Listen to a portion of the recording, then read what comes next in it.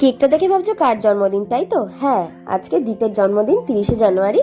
তো তাই জন্য বড় হয়ে গেছে, এখন আর জন্মদিন করতেই চায় না, কেকও কাটতে চায় না। কিন্তু আমরা সবাই মিলে রেডি হয়েছি, বলেছি এবার কেক কাটতেই হবে। দাদা হ্যাপি বার্থডে টু ইউ। হাততালি হাততালি হাততালি।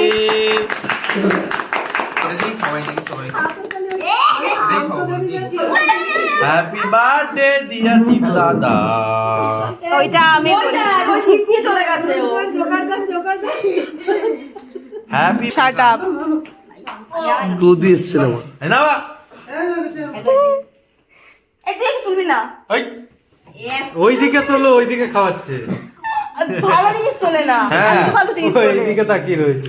আমি জানি আমি না। সবাই সবাইকে কেক খাইয়ে দিচ্ছে, কিন্তু এরই মধ্যে যেটা আর কি হয়, একবার কেউ যদি কেউ কার গালে একবার কেক লাগিয়ে দেয়, ব্যাস তারপর সবার চলতে থাকে, এ ওকে গালে লাগিয়ে দেবে, ও ওকে গালে লাগিয়ে দেবে। তো এইটা বেশিক্ষণ করলে চলবে না, তারপর খাওয়া দাওয়ার ব্যাপারও আছে। তার জন্য কেকটাকে টুকটুক করে কেটে নিলাম আর সবাই মিলে খেয়ে নিলাম। আজকে রান্নার মেনুতে ছিল মাংস কষা, ফ্রাইড রাইস, চাটনি, পাঁপড়, মিষ্টি আর পায়েস যেটা ছিল সেটা আমি তুলতে ভুলে গেছি। তারপরে সবাই মিলে একসাথে খেতে বসে পড়লাম, কারণ সবাই মিলে খেতে বসার মজা সব থেকে আনন্দের আর সব থেকে একটা আলাদা লাগে। বেশ আনন্দ করতে করতে খাওয়াটা হয়। তাড়াতাড়ি খেয়ে নিলে এটা এখানেই শেষ করলাম। দেখা হবে নতুন কোনো একটা মিনি ভ্লগে, ততক্ষণের জন্য সবাইকে টাটা।